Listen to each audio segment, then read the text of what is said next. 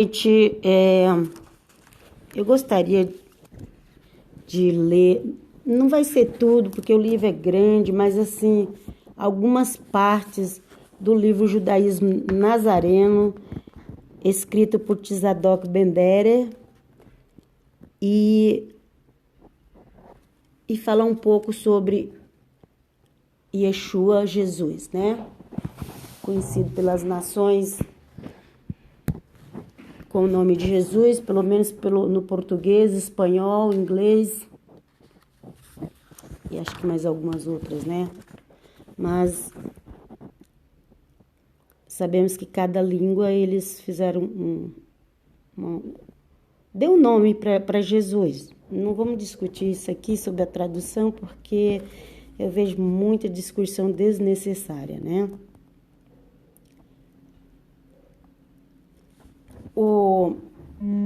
Então, a gente aqui é sobre sobre a divindade de Yeshua. Olha, eu vou ser sincera com vocês.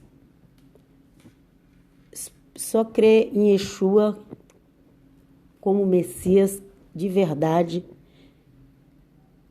quem crê na divindade dele. Quem não crê tá ou foi enganado por alguém ou não entendeu. Ok? E a Bíblia fala, antes frio do que morno. Se a pessoa fala que ela crê em Jesus, normalmente esses que falam isso, diz que crê em Yeshua, né? Se a pessoa fala que crê em Yeshua, mas nega a divindade dele, essa pessoa tá morno. E Deus não se agrada de morno. Ou você é logo frio, ou você precisa ser quente. Ok? Então, a introdução a introdução começa assim, o título do capítulo começa assim. Yeshua é Yud-Vê-Vav-Vê. A Elohut do Mashiach no judaísmo antigo. Ok? Antigo. Porque tem um pessoal saindo aí do meio evangélico, indo para o judaísmo moderno e tá negando Yeshua, tá negando Jesus. Fala que crê em Yeshua, mas assim, sabe? Não, acho que nem pela metade não é. Então vamos ver aqui o que um judeu convertido fala sobre Yeshua, ok? Tzadok Ben-Derer, ele se chama Fábio Moraes Aragão, ele é do Rio de Janeiro e ele é filho de judeus, foi circuncidado no seu nascimento, não seguia a religião, depois de adulto não seguia a religião, mas de tanto ele ouvir falar em Yeshua, um dia ele decidiu, creio eu, que lê a Nova Aliança, né? Normalmente os judeus, eles se convertem lendo a Nova Aliança, ou quando Deus usa alguém com o poder do Espírito Santo para levar a palavra a eles, porque eles não falam que crê assim. O cristão, ou chamado cristão, às vezes nem religião tem, mas é chamado de cristão, às vezes ele nem crê muito, mas ele fala para você que crê. Mas o judeu não, o judeu ele quer prova, ele quer sinais, né? Então, ou a pessoa, ela é uma pessoa, ou a pessoa é uma pessoa realmente preparada pelo Eterno, que dirigida pelo poder do Ruach HaKodesh, do Espírito Santo, para levar o evangelho a um judeu, sabe? Ou então o judeu vai acabar fazendo ela negar Yeshua, se ela não for guiada pelo Espírito do Eterno, Espírito de Yeshua. Mas esse daqui, ele decidiu dar uma chance para saber quem era Yeshua. E vamos ver, né? O que ele entende de Yeshua. E ele estuda, ele conhece a língua hebraica, aramaica, grego, inglês. E ele faz tradução direto da língua, ele tem um Novo Testamento no aramaico e ele faz tradução direto. Quando ele faz as lives, e na escrita do livro também, ok? Mas vamos dar continuidade aqui, porque senão a gente não vou falar quase nada hoje, mas vamos lá. Então, a introdução está escrito assim. Muito se discute sobre a Elohut, divindade de Yeshua, Jesus, existindo entre teólogos e leigos miríades de concepções distintas acerca da questão. Em linhas gerais, pode ser compreendidas as principais correntes de pensamentos da seguinte forma. Aqui, ele põe 5 linhas de pensamento, ok? Inclusive, uma delas é aquela que nega a divindade de Yeshua. Eu não vou ler todas as 5 linhas de pensamento para você não confundir. Mas eu vou ler a terceira, que é a linha de pensamento mais usada entre os evangélicos, quase 100% dos evangélicos, quase 100% dos cristãos tem esse pensamento, que seria aqui a corrente 3.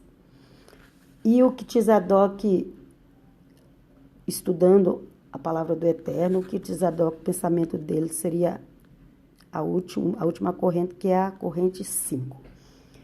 Eu vou ler aqui a 3, que muita gente já conhece, muita gente ou frequenta ainda, ou já frequentou a igreja evangélica, ou até mesmo a católica, fala assim, ok?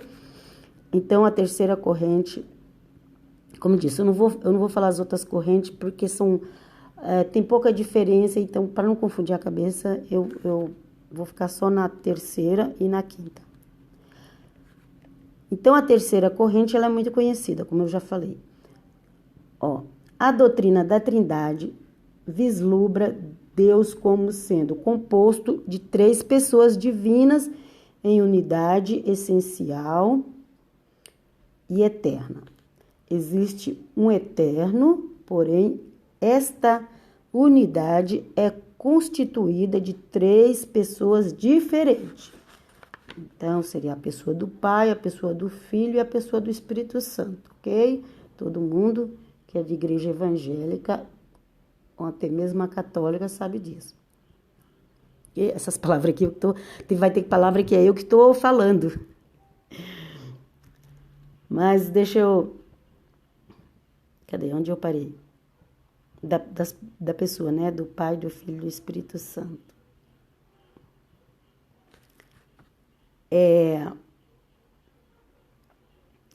E o Pai...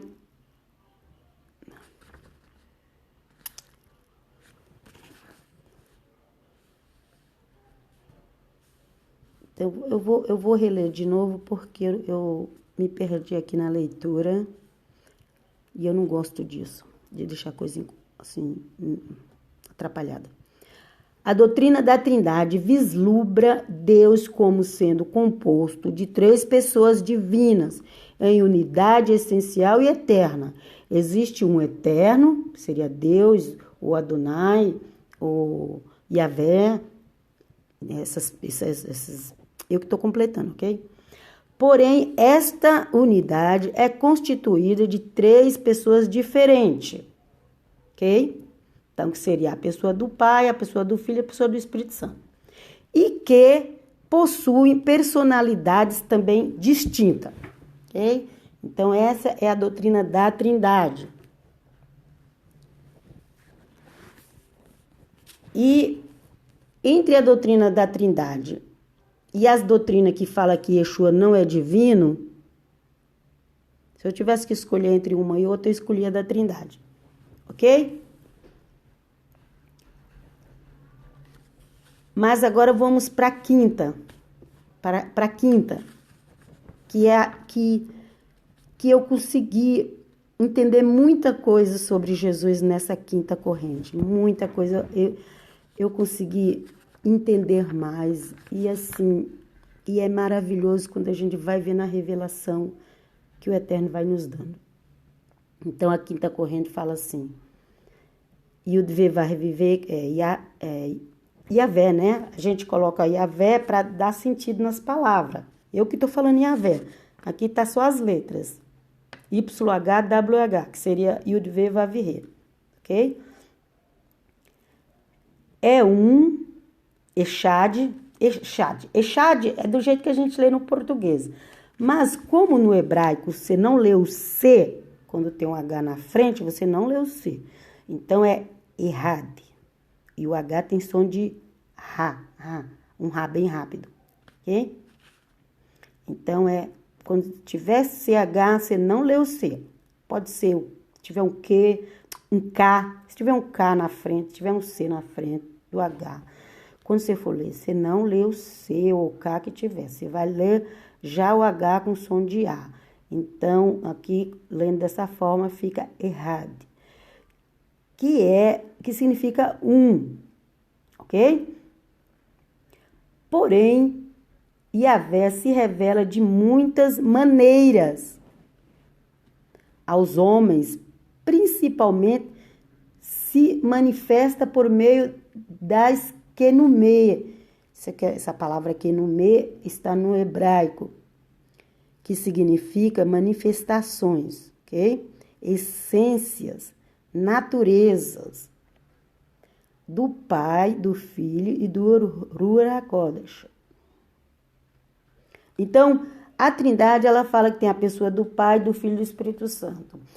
Essa corrente aqui, que crê que Yeshua é Yud Vav, é Yavé, Yeshua é Yavé, essa corrente que crê que Yeshua é Yavé, ela crê na manifestação do Eterno como Filho, a imagem do Deus invisível, inclusive está escrito em Hebreus, né? Yeshua falou várias vezes, eu e o Pai somos um, quem vê a mim vê o Pai. E também tem a manifestação do Ruach HaKodesh, Espírito Santo, Espírito do Santo, Espírito de Adonai, Espírito do Eterno, e é o Espírito de Yeshua também, e que Yeshua falou, eu tenho que ir para o Espírito vir, o Espírito veio. Então, é uma manifestação também do Eterno, ok? Nesse quinto pensamento.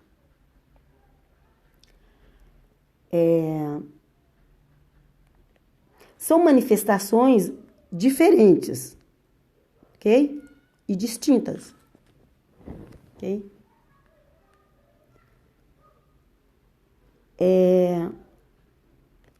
Em Gênesis 1:2, o Eterno é um e possui 3 distintas Kenumê. Aqui ele deu a referência de Gênesis 1:2 e fala, ó, esta corrente se distingue da doutrina da Trindade. Então, parece, eu já ouvi muita gente falar, isso aí é coisa de cristianismo. Não é coisa de cristianismo, não. O cristianismo, os cristãos, que não era Roma, tem gente que fala que foi Roma que deu essa doutrina de Trindade, não foi Roma, foi Tertuliano. Tertuliano viveu no ano 160, os romanos só tomou conta da igreja cristã depois do ano 390, ok? Então aqui, na época, tinha muita gente negando a divindade de Yeshua, negando que Yeshua era filho de Deus, negando que Maria era virgem. Na época, no ano 160 já tinha isso. Então, eles fizeram o concílio, que chama concílio, que seria um conselho, né? Para decidir. E aí eles decidiram, conforme eles estudaram, decidiram que era 3 pessoas. Entendeu? Eu não vou brigar com eles por causa disso. Foi a forma que eles entenderam. Ok? Mas veio hoje em dia não, já há algum tempo já, pessoas estudando, e chegou à conclusão que não é um Deus em três pessoas num Deus. Três pessoas, um Deus, três pessoas. Então,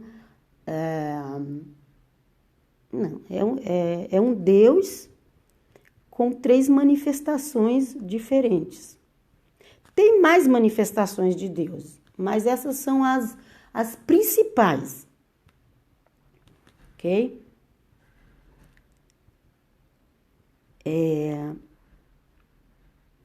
Então, o Eterno é um, que é um de unidade.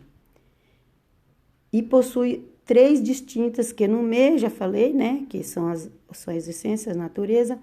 Esta corrente, ela se distingue da doutrina da Trindade. Por quê? Porque a doutrina da Trindade fala que é três pessoas. Essa corrente, ela não fala que é três pessoas. Ela fala, ok? Ela fala que é três manifestações.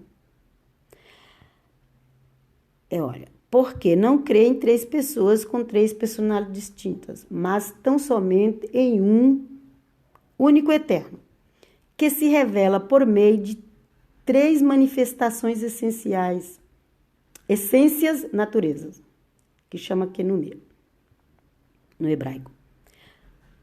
Também esta concepção não se confunde com as outras. Tem a quarta, tem a primeira, a quarta. Ele fez os pensamentos de 1 a 4, de 1 a 5. Mas eu só estou falando aqui da doutrina da Trindade e da doutrina que crê que Yeshua é o próprio Adonai. Então, existem muitas outras teorias. Existe mais ainda. Misericórdia. E aí, aqui ele fala assim, não temos o objetivo de esgotar o assunto, mas apenas de apresentar uma visão geral do embate doutrinário. Analisaremos a questão acerca da Elohut, divindade de Yeshua, única e exclusivamente à luz das Escrituras, utilizando os textos semitas da Brit Hadashah, que é a nova aliança, ok? Ela também vem com CH, mas a gente vai ler, esquece que tem um C, então a Brit Hadashah, que é nova aliança. Novo Testamento, também pode ser Novo Testamento, né? Porque na Bíblia nós vamos encontrar lá, essa é a nova aliança do meu sangue. Tem mais a palavra de aliança no Novo Testamento, parece que a palavra Novo Testamento só tem uma vez em Hebreus, se não me engano. Ela tem mais a palavra nova aliança. Mas se você falar Novo Testamento, você não está errado, não. Eu particularmente prefiro falar nova aliança.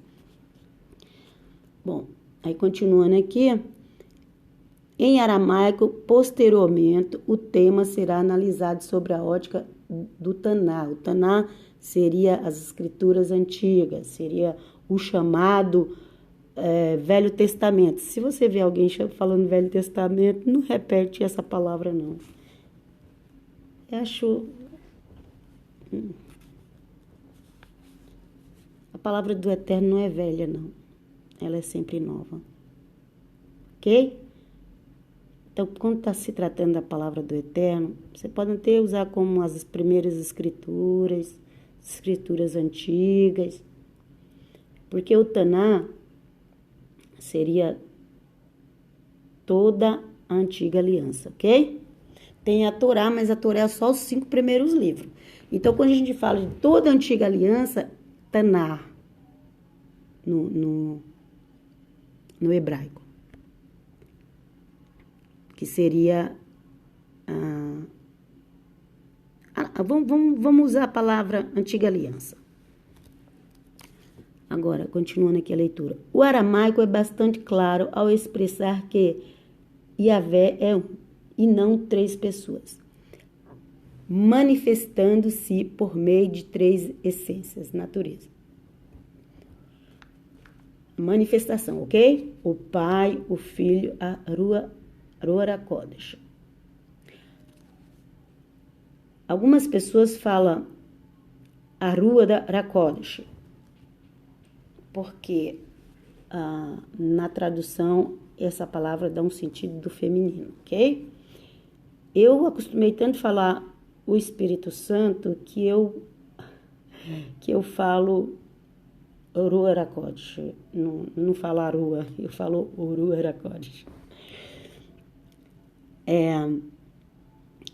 Antes de adentrarmos neste tema propriamente dito, faz-se mister tecer breves comentários sobre a importância do aramaico nos estudos. Então, o que acontece? O Novo Testamento veio para nós, primeiro passaram ele para o grego, porque nem tudo foi escrito no grego, mas passaram ele para o grego, depois passaram para o latim. Até o ano 1500, a Igreja Católica era detentora de tudo e nem sequer traduzia para outras línguas. Então, vocês conhecem a história de Lutero, que lutou para mudar essa situação da Igreja Católica e traduzir a Bíblia, né? Então, ele traduziu para o alemão, depois de romper com a Igreja Católica. Ele estava na Igreja Católica, a Católica Romana, estava lá estudando para ser padre, ele conhecia o latim, estava estudando, e aí ele chegou a uma conclusão que realmente aquilo não estava certo, que eles estavam querendo manter algo só para eles, e a palavra do Eterno foi feita para todos nós. Então ele rompeu com a Igreja Católica, traduziu a Bíblia para o alemão. Me parece que depois do alemão, a próxima tradução foi para o inglês, com King James, né? Que é o rei Tiago. Inclusive, hoje em dia tem até uma Bíblia que fala King James. E o português veio depois. Parece que depois ainda veio o espanhol, depois veio o português. Então, as pessoas aí ficam falando mal do nome Jesus. Quando foi para o português e usou o nome Jesus, já existia no inglês, no aramaico. Não, já existia no inglês, no espanhol. A diferença é como eles pronunciam, né? Mas a escrita é a mesma. Então, no espanhol, no inglês eles falam Jesus. No espanhol eles falam, acho que Jesus, né? Jesus, porque o J deles é como se fosse um Rá, Jesus. Mas a escrita é a mesma, mesmo que é escrito no português, né? Então, naquela época já existia a letra J. A letra J, ela foi criada para substituir o I. É porque acabou ficando com esse som de J, que nós temos aqui no Brasil, né? Na língua portuguesa, mas por exemplo, na Itália, eles não usam esse som de J. Não fala, não é, como é que se diz? Lá tem um time lá, muito conhecido, que a gente fala Juventus, né? Juventus. Eles não falam Juventus, eles falam Juve. A Juve. Porque é como se fosse um I grande. Ok? Então, quando veio o nome Jesus, já existia em outras línguas. E nós não temos que ficar falando mal desse nome, não, porque ele representa o Filho do Eterno. Eu não dou apoio mesmo para quem fala mal, se começar a falar muita coisa do nome Jesus, se começar a falar mal de Maria, põe em dúvida a virgindade de Maria, põe em dúvida a Elohut, a divindade de Yeshua. Eu tiro do meu Facebook, porque eu não vou ficar discutindo com a pessoa que veio do meio evangélico, veio do meio cristão e agora acha que sabe mais que todo mundo e começa a negar a divindade de Yeshua, sabe? Começa a falar mal do nome Jesus. Tchau. Tem tanta gente por aí precisando de salvação e outros não querem jogar fora. Porque não é o conhecimento, porque eu conheço a Bíblia toda, agora no hebraico, no inglês, no aramaico. Agora eu sou sarro porque eu conheço a Bíblia em outras línguas. Agora eu sou sarro porque eu conheci que Deus é Yud-Ve-Vav-He, que Jesus é Yeshua ou Yahushua, ou Yehoshua, Yahusha, igual vários pronúncias. Não, gente. E nem mesmo você vai ser salvo porque você fala que Deus é um só. Tem um versículo bíblico que fala, né? Ah, você crê que Deus é um só? Ok, faz bem, deve crer. Mas até os demônios crêem nisso. Ok? Então, o que o Eterno quer de nós? Obediência. Obediência à palavra dele. Obediência à palavra de Yeshua. Obediência às palavras de Jesus. A pessoa, ela chama como Jesus, mas ela obedece às palavras dele. Ela é uma serva dele. Enquanto outros falam outros nomes parecidos, mas não obedece à palavra dele. Então, não segue ele. Ok?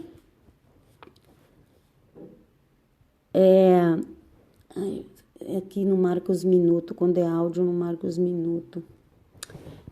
Estou preocupada de ficar muito grande aqui. O ponto 2 aqui fala do capítulo sobre a divindade de Yeshua. Aqui o ponto 2 fala a relevância dos manuscritos semitas. O que é os manuscritos semitas? Que seria o hebraico e o aramaico. Ok? Quando se fala semitas, é todo mundo que vem da descendência de Sem, filho de Noé, ok? Mas hoje em dia as pessoas usam mais em particular para os judeus, mas semitas é todos que vêm da descendência de Sem. Mas então vamos ver aqui duas línguas semitas. Não existe só essas línguas semitas, mas vamos ver as duas línguas semitas, né, que é usada na Bíblia, o hebraico e o aramaico, ok?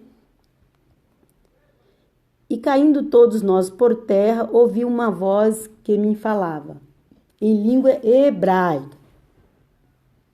Isso aqui você vai lembrar. Foi quando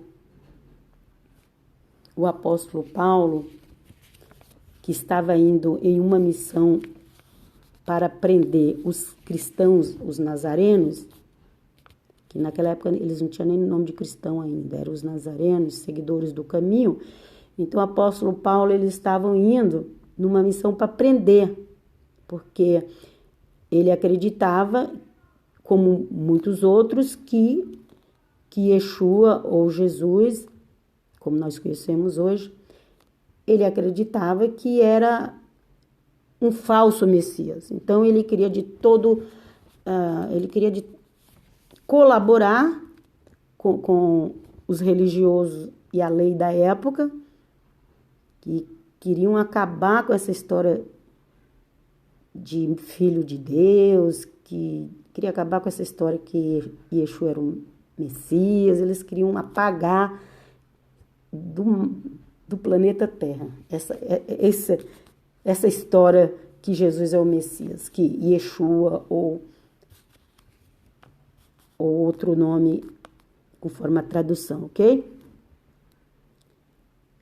Então, mas aqui essa voz, ela falou em hebraico.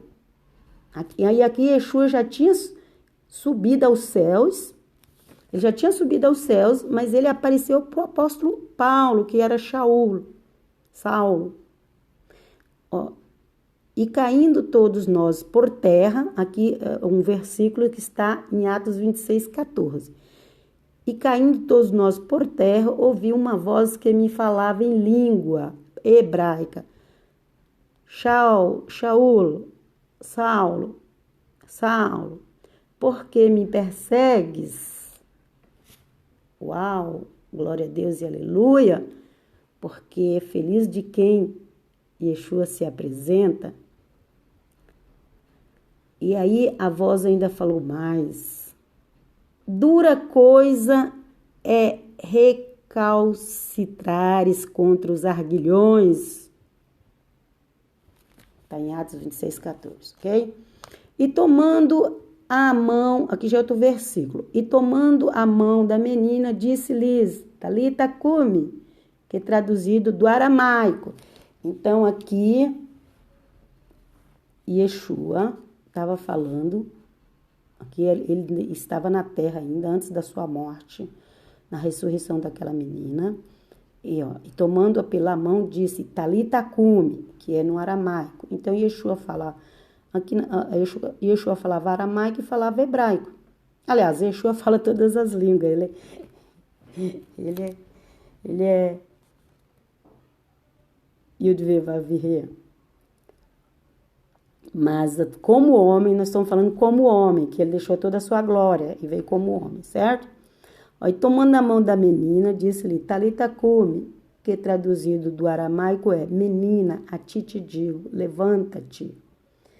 Que está no Evangelho de João, também no Evangelho de Marcos, 5:41. Yeshua gritou, aqui já vai para a cruz, aqui já é em Mateus 27:46, quando Yeshua gritou na cruz, vamos ver, ele gritou também no aramaico. O hebraico que a gente ouviu aqui, Yeshua falando, foi já depois que ele já tinha ido para as alturas e apareceu para o apóstolo Paulo, antes de Paulo ser apóstolo, né? Paulo era perseguidor da igreja da época, dos seguidores do Messias. Então, nós temos duas referências aqui que Yeshua falava em aramaico, e essa que ele falou em hebraico com Saulo já foi depois que ele já tinha morto, ressuscitado, subido aos céus e depois apareceu para Shaul. Essa outra aqui que ele fala em aramaico é da cruz, é aquela passagem da cruz. Jesus gritou, Eli, Eli, lama sabachthani, aramaico. Meu Elohim, por que me abandonaste? Tá? Em Mateus 27:46. Testifica o historiador Geza ou Geza, não sei como que pronuncia na língua desse historiador, né? Tem nome que o G fica com G igual o nosso G de G, e tem outros que fica com G. Não, no hebraico vai ser sempre G, não existe negócio de G, sempre G. Mas aqui testifica o historiador Ogeza ou Geza, o sobrenome Vermes, que tais línguas eram as nativas de Yeshua. Então, as línguas nativas de Yeshua eram aramaico e hebraico, ok?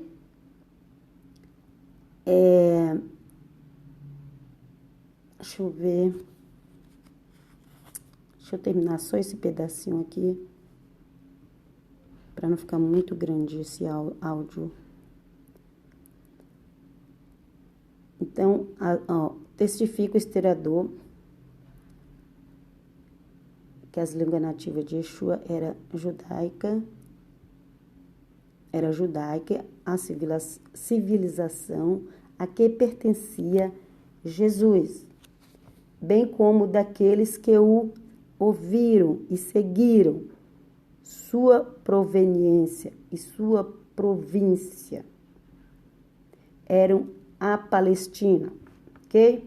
Quando esse Geza escreveu, isso aqui é um trecho do livro desse escritor, historiador. Quando ele escreveu, ele usou ali a região Belém, onde Yeshua nasceu, que é Judá. Ele usou como, que seria o Belém de Judá, né? Ele usou como nome Palestina, porque você sabe que depois de algum tempo, esse nome veio-se desse nome de Palestina ali, e muitos historiadores usa ainda até hoje esse nome, Palestina, que seria Belém de Judá, ou Judéia.